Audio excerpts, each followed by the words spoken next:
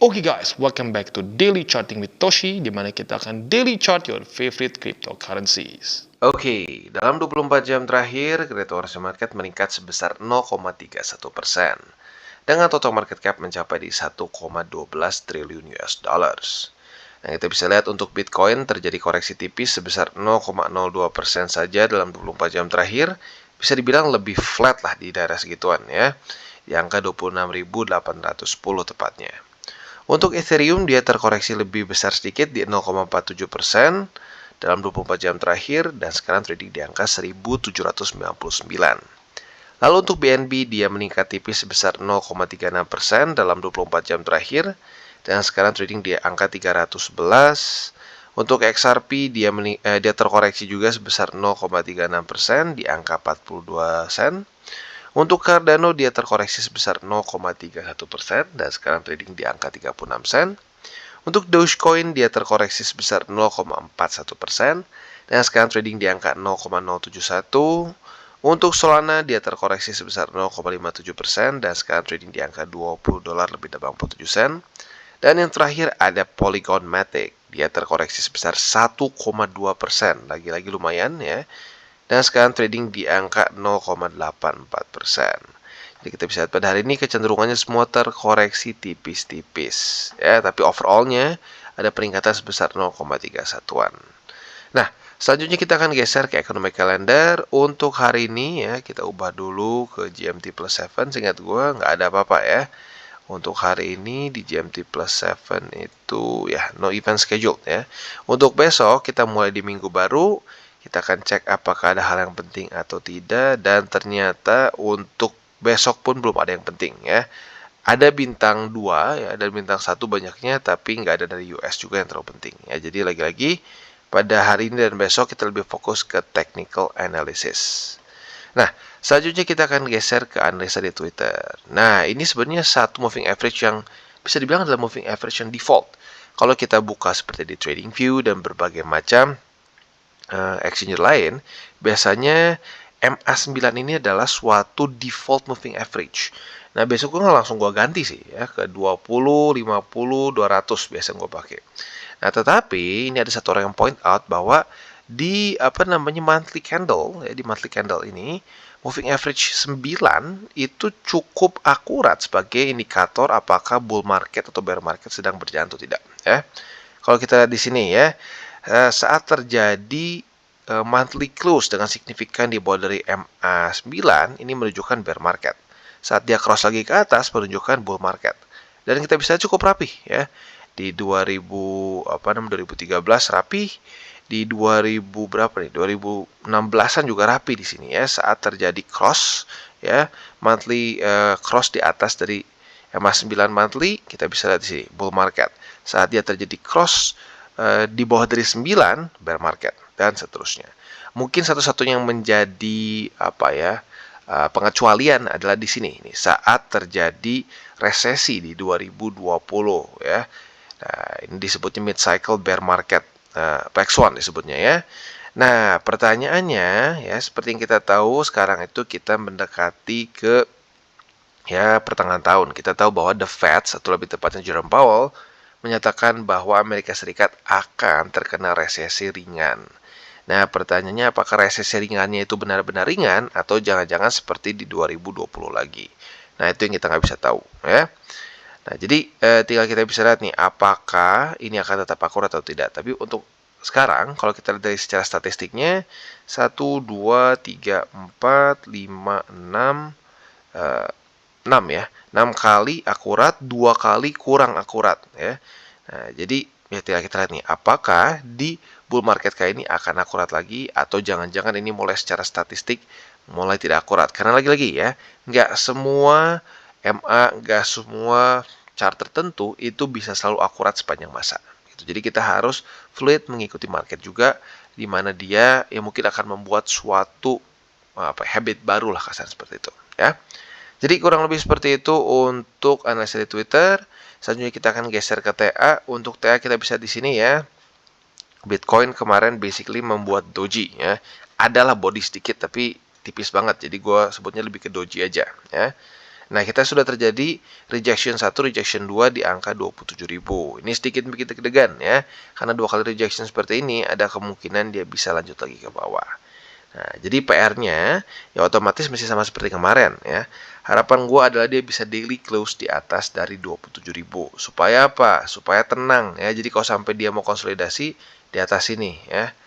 Nah, kalau di bawah sini ya ada kemungkinan bisa retest lagi ke EMA 200. Ya, jadi sekali lagi PR utama untuk Bitcoin pada di daily adalah daily close di atas dari 27.000 ya. Nah, support-support selanjutnya di mana? Seperti pembahasan dari kemarin-kemarin. Kita punya beberapa major support yang sangat penting yang ada di weekly ya. Untuk di weekly, yang pertama yang sering sekali kita bahas adalah MA200 ya. Jadi MA200 ini kemarin yang arguably berhasil memantulkan harga Bitcoin ya di sini nih. MA200 yang sekarang ada di angka berapa nih, harus kita buka dulu. 26.111. Nah, selanjutnya di sini juga ada MA20 yang sebenarnya bukan cuma MA20 sih sebenarnya yang penting ya, tapi bull support band, which is itu sekarang ada di angka 24.676 sampai 25.341. Jadi kalau ada yang nanya nih, Bang, amit-amit MA200 jebol, ada support lagi yang penting nggak? Ada, bull support band. Which is bull support band ini adalah suatu indikator yang dari waktu ke waktu cukup berhasil untuk menunjukkan apakah kita dalam keadaan bear market atau bull market ya. Setelah dia berhasil reclaim ya di awal tahun di sini, sempat retest dan menemukan lagi momentum ke atas. Ini arguably secara statistik ya, ini berhasil masuk ke dalam bull market. Kita bisa di sini ya. Dia berhasil ambil, retest, nah masuk ke bull market. Nah, jadi arguably ini adalah suatu pertandingan yang bagus kita di atas dari bull support band. Nah, semoga saja kalau sampai amit-amit MA200 tembus, nah bull support band bisa kembali memantulkan harga Bitcoin ke atas ya. Jadi itu support yang super besarnya lah untuk Bitcoin. Nah, selanjutnya kita akan geser ke indeks dolar. Otomatis kita tahu hari ini sedang ini ya, lagi libur, lagi weekend. Maka ya belum buka di sini ya, masih market close. Tapi harapannya gue akan coba bahas juga. Harapannya adalah dia ke-reject oleh MA5. Atau gini deh, bukan ke-reject, karena ini udah daily close ya. Harapan gue sih kalau bisa, dia misalnya open tiba-tiba di bawah dari MA50. Nah, di bawah dari MA50, mulai lagi daily close di bawah dari 102 dulu ya. Dia mulai daily close di bawah dari 102. Dan harapan gue selanjutnya bisa daily close lagi di bawah dari 100,99. Itu untuk Bitcoin ya. Jadi kurang lebih seperti itu ya. Dan buat elu nih, buat elu yang sudah akumulasi Bitcoin di angka 15.000 kemarin, di 20 ribuan, ya 200, bull support band dan seterusnya ya. Nah, kemungkinan besar lo sudah akumulasi dengan jumlah cukup besar ya, Bitcoin, Ethereum dan berbagai macam altcoins lain. Nah, buat elu yang merasa bahwa aduh kayaknya gua perlu nih hardware wallet, lo bisa pertimbangkan untuk beli di Encrypt ya, karena Encrypt ini adalah authorized reseller dari berbagai macam hardware wallet. Ada macam-macam di sini ya. Ada SafePal, ada Cool Wallet, ada juga Ballet, SecureX ya. Nah, kemarin tuh gue udah sempat pernah bahas mengenai ada juga OneKey ya. Jadi banyak banget, dan yang gue suka sekali lagi mereka itu langsung kerjasama dengan produsen si hardware wallet itu sendiri. Jadi nggak perlu lagi lo takut, aduh nanti kalau gue beli aman nggak ya, takutnya tiba-tiba dana gue dikuras ya. Jadi harus ekstra penting memilih authorized reseller ya. Jadi kurang lebih seperti itu ya. Dan sebelum kita lanjut, seperti biasa gue akan disclaimer dulu ya, bahwa semua konten dari Toshi Crypto Indonesia ini bukanlah financial advice. Ini semua bentuknya adalah edukasi. Ya, lalu bagaimana cara untuk mendukung TCI? Ada banyak caranya. Lo bisa like our video, bisa share our video, itu juga bisa menggunakan link reflektif di bawah. Dan sebelum kita lanjut, kita akan dengar dulu pesan-pesan dari sponsor kita pada hari ini. Oke, today's video is brought to you by Bybit. Dan pada hari ini akan banyak event yang sedang berjalan di Bybit yang tentunya bisa membuat kantong lu makin penuh. Yang pertama adalah 30.000 USDT yang siap dibagikan di Deposit Blast Off Rewards ya. Kita bisa di sini untuk event kali ini ya, deposit lebih dari 100 USD akan mendapatkan 10 USDT. Yang kedua, trade lebih dari 500 USD akan mendapatkan 10 USDT. Selain itu juga ada 10 dolar USD welcome gifts ya. Yang pertama gampang banget nih, hanya KYC saja akan mendapatkan 1 USDT. Kalian deposit lebih dari 1 USDC akan mendapatkan 2 USDC. Lalu buat kalian yang perlu pertama kali trading spot ya, buat para new spot trader akan mendapatkan 2 USDT. Untuk yang pertama kali trade derivatif juga akan mendapatkan 2 USDT. Dan apabila kalian 3 hari aktif trading di Bybit, kalian juga akan mendapatkan 3 USDT. Luar biasa ya. Nah, ini event pertama dan kedua. Nah, event ketiga di sini ada suatu announcement antara Bybit dengan Apex Pro ya, di mana di sini akan ada pool sebesar 90.000 USDC price yang akan dibagikan ke kalian yang mengikuti eventnya ya. Yang pertama apa? Ini hanya event deposit saja, sangat gampang. Dari tanggal 8 Mei sampai tanggal 29 Mei. Caranya seperti apa? Klik di sini. Lalu kita akan masuk ke sini ya. Kita bisa di sini eventnya deposit 100 USDC ke Bybit Wallet, maka kalian akan mendapatkan 20 USDC ya. Ya, kira-kira gampang banget eventnya. Tinggal klik di sini, deposit ya. Bisa dari wallet mana saja, mau dari Web 3.0 bisa, mau dari funding account bisa. Kita klik ke next ya. Lalu kita masukkan 100 USDC ya. As easy as that, kalian akan mendapatkan 20 USDC. Ini event ke 3 ya. Lalu event keempat di sini sama-sama dari tanggal 9 Mei, tapi ini mencapai ke 12 Juni ya, jadi lebih panjang untuk event kedua. Nah, untuk mengklaimnya seperti apa? Kita bisa di sini ya. Jadi ada task yang kita bisa lakukan. Di sini ada Apex Pro Exclusive Bonus, di mana ada 600 user pertama yang register di Apex Pro akan mendapatkan bonus di sini ya, sebesar 50 USDC untuk 600 user pertama. Wow ya. Lalu selain itu juga akan ada Apex Pro Deposit bonus, staking bonus, dan seterusnya. Nah, ini bisa terus dipantau karena kemungkinan besar tasknya akan terus berganti ya. Jadi kurang lebih seperti itu announcement dari Bybit. Luar biasa, banyak sekali reward yang menunggu kita. Buat lu yang belum punya akun di Bybit, bisa pertimbangkan menggunakan link referral kita di bawah dan mulai mendapatkan berbagai macam rewards. Oke, dan yang pertama kita akan mulai dulu dengan Bitcoin. Untuk Bitcoin kondisinya masih mirip seperti kemarin ya. Buy limit pertama sudah tembus, kemarin masih belum berhasil reclaim. Jadi untuk sekarang yang masih aktif secara buy limit spotnya adalah MA200 di weekly, yaitu di angka ini ya, 26.111. Lalu untuk buy limit ketiganya itu di daily lagi 24.495, yaitu untuk posisi spot di Bitcoin. Untuk posisi futuresnya, kita bisa lihat kemungkinan besar sudah punya posisi short sekarang ya. Karena sudah terjadi retest 1, retest 2 di sini. Nah, target TP-nya di mana? Target TP-nya sekarang karena Bollinger Band sudah mulai membesar, kita bisa pertimbangkan target TP posisi short itu di lower band. Sekarang di angka 26.450. Itu untuk yang cenderung lebih konservatif. Buat yang lebih agresif, boleh pertimbangkan di MA200 weekly, yaitu di angka 26.111. Untuk posisi longnya kita bisa pertimbangkan apabila terjadi reclaim. Reclaim di atas ini, retest 1, retest 2 sebagai posisi support, kita bisa buka posisi long dengan target TP di angka 28.000. Oke, dan sekarang kita masuk ke Ethereum. Nah, untuk Ethereum kita bisa di sini ya, buy limit pertama kembali, ya sebenarnya nggak di retest sih kemarin ya, tapi intinya masih bertahan. Jadi untuk sekarang, buy limit untuk Ethereum masih sama seperti kemarin ya. Buy limit pertama di 1780, buy limit kedua di 1705, dan buy limit ketiga kita di 1660. Itu untuk spot. Untuk posisi futuresnya, posisi long kemarin masih kita pegang ya, dan masih dalam keadaan profit, walaupun masih belum kena target TP. Ya, retest 1, retest 2 sudah terjadi di tanggal 11 dan 12 Mei kemarin. Target TP untuk posisi longnya jelas di MA20 untuk yang lebih konservatif. Dan yang lebih agresif boleh pertimbangkan di MA50. Untuk posisi shortnya tinggal kita balik logikanya. Retest 1, retest 2, di salah satu resisten ini, MA20-50, kita bisa pertimbangkan untuk buka posisi short dengan target TP kita di angka 1780. Jadi kurang lebih seperti itu untuk di Ethereum. Oke, dan sekarang kita masuk ke Polkadot. Untuk Polkadot sekilas kita bisa lihat posisi longnya udah kena TP ya, tapi itu kita bahas di belakang. Sekarang spot dulu. Untuk posisi spotnya, buy limit kedua di angka $5 lebih 17 sen. Buy limit ketiga di angka $4 lebih 99 sen. Itu buy limit yang masih bisa kita pertimbangkan untuk sekarang. Karena untuk yang pertama, buy limitnya sudah jebol dari tanggal 8 Mei kemarin. Untuk posisi futuresnya, kita bisa lihat sudah terjadi retest 1 di angka $5.40 sebagai resisten.